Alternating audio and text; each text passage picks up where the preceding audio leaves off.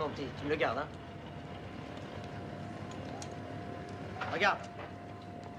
Ceux-là, c'est tous les fonds de tiroir, les rapatriables, et tous les convalescents des unités para qui sont déjà là-haut. Du pain pour les canards. Rien de tout juste, du pain pour les canards.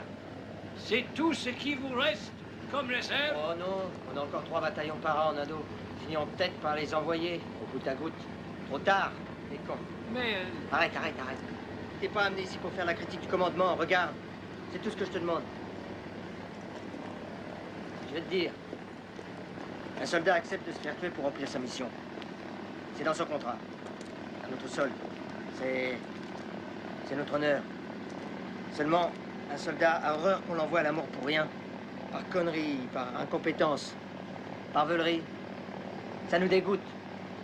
Réaction de professionnel, on n'aime pas être gaspillé. Tu comprends ce que je veux dire? Regarde, tous ces gars-là vont être gaspillés. Du pain pour les canards. Et ils le savent tous. Tous. Et pourtant, ils sont tous volontaires pour aller se faire gaspiller une dernière fois. Ils se bousculent au portillon. Voilà ce que je voulais que tu vois. Dis-le. Il faut que ce soit dit. Même si t'es trop con pour le comprendre. Dis-le. Sous l'effort de la tempête, quand tous ont courbé le front, seul debout dressant la tête, je vous vois, fiers compagnons, vendéens, marchons au feu sans effroi, mourons pour Dieu, pour le roi, marchons au feu sans effroi, vive le roi, vive Dieu, vive Dieu, vive le roi. Qu'est-ce que tu es, toi, bouddhiste, catholique? Moi, principiste. Mes enfants, ceux qui le souhaitent, approchez-vous, nous allons dire une prière. Notre prière. Donne-moi, Seigneur, ce qui te reste. Donne-moi ce dont les autres ne veulent pas. Donne-moi l'insécurité. Donne-moi la tourmente et la bagarre, que je sois sûr de les avoir toujours. Car je n'aurai pas toujours le courage de te le demander.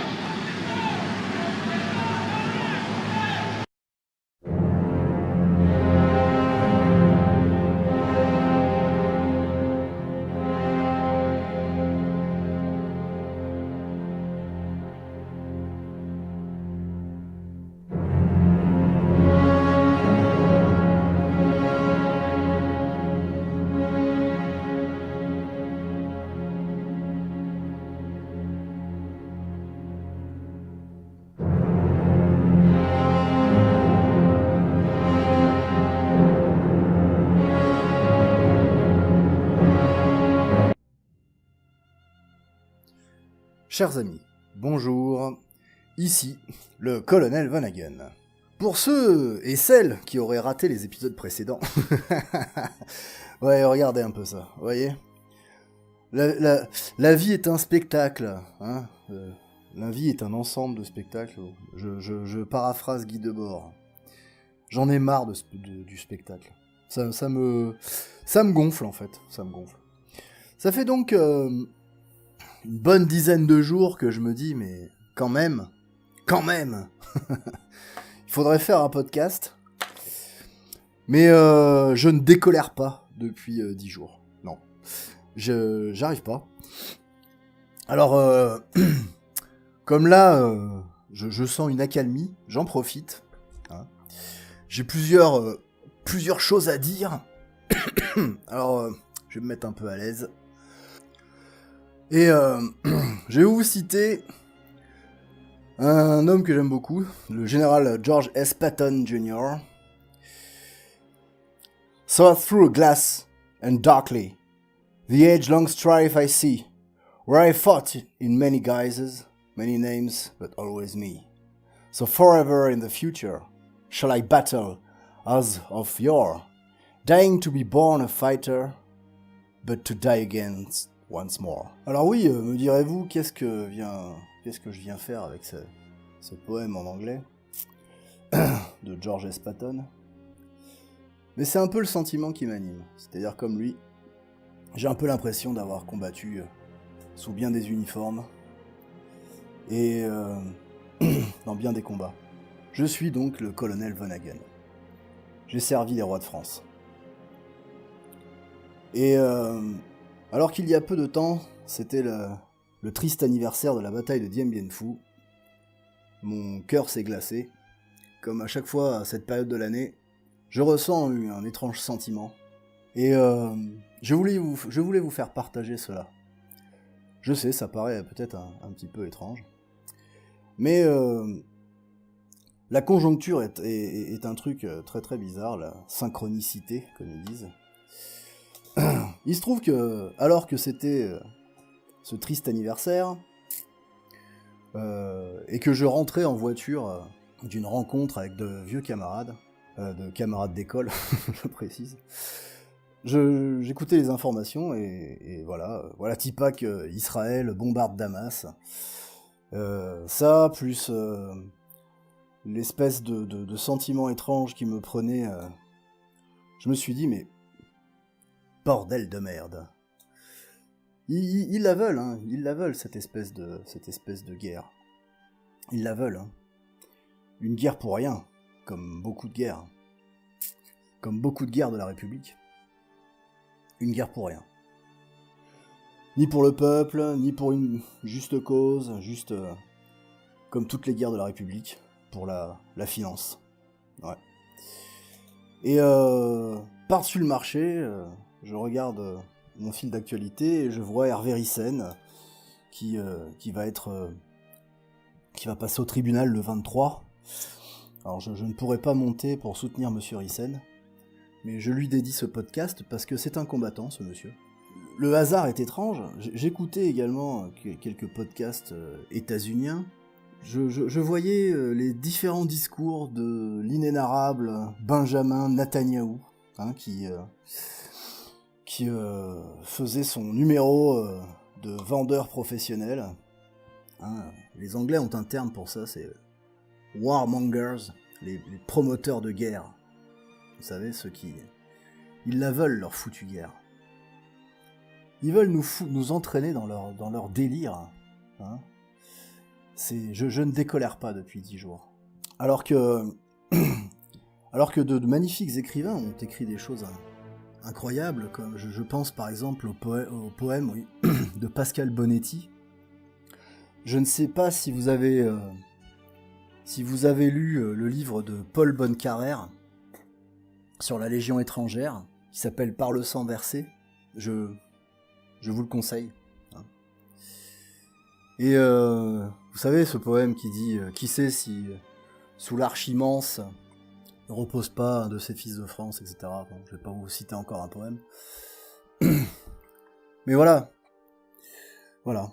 Est-ce que vous, les fils de France, vous êtes d'accord pour aller faire les guerres d'Israël? Hein, moi, je suis pas d'accord. Je suis pas d'accord. Est-ce que l'on peut continuer à observer cette débauche de théâtre et de spectacle? Ça me débecte très très très profondément.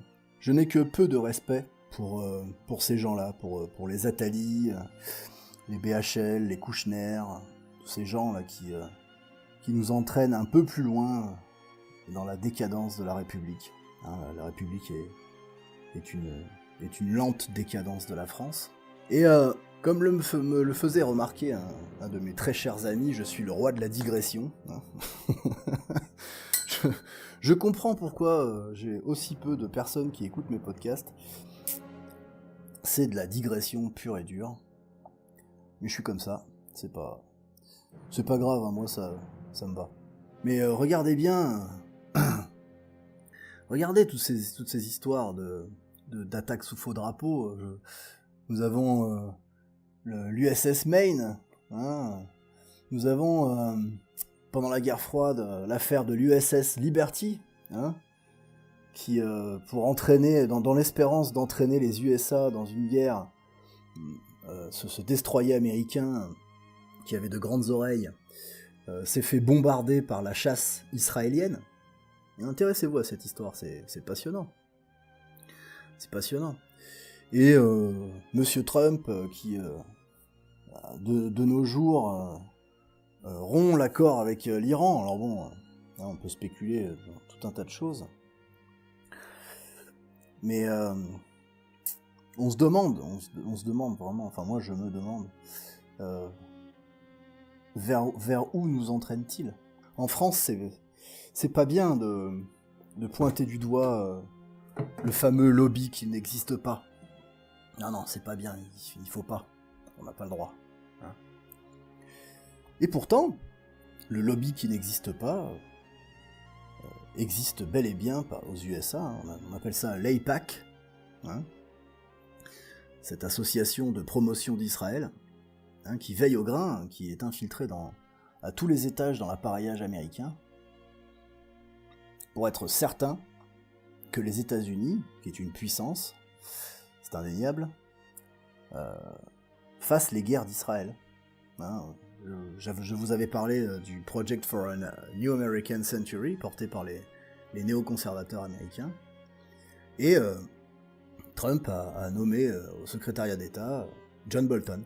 Hein, John Bolton, qui est un des artisans du PNAC.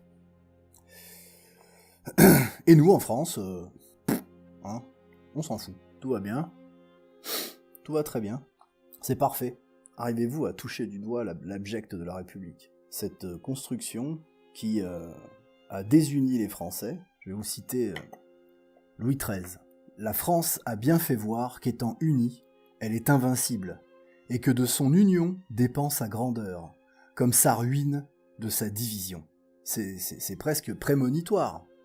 Hein, alors que de toutes parts, la République s'exerce à nous diviser, mais et même au sein du camp nationaliste, comme on dit, hein, le nationalisme a bien des couleurs.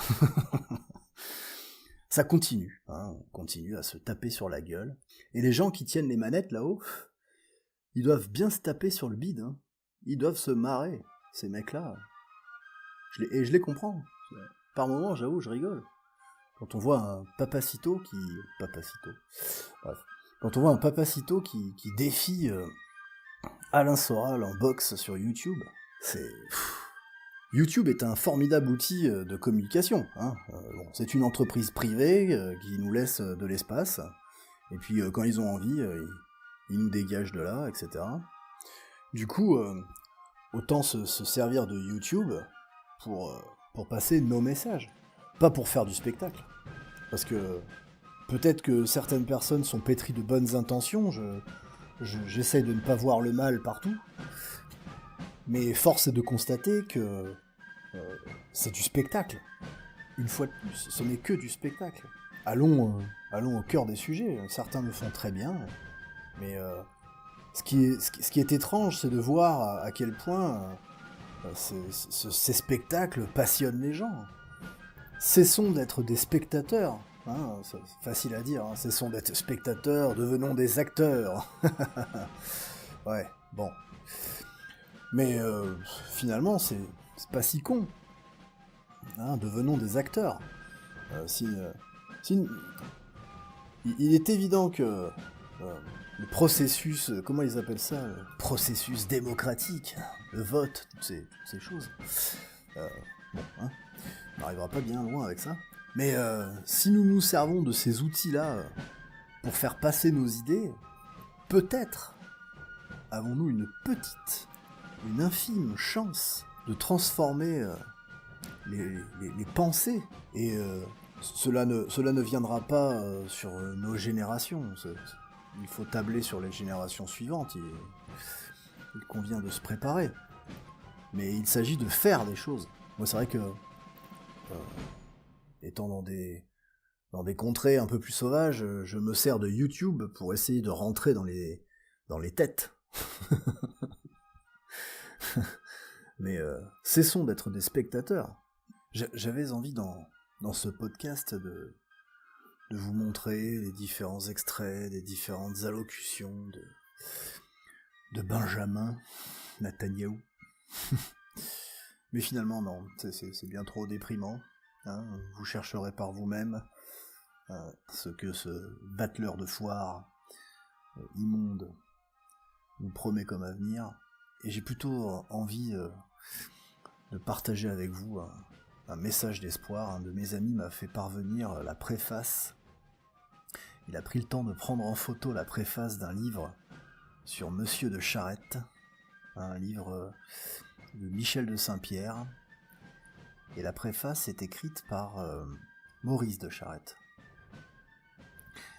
Et c'est un peu long, mais bon, ma foi, hein. On n'est plus à ça près. Voilà ce qu'il dit, et je trouve ça formidable.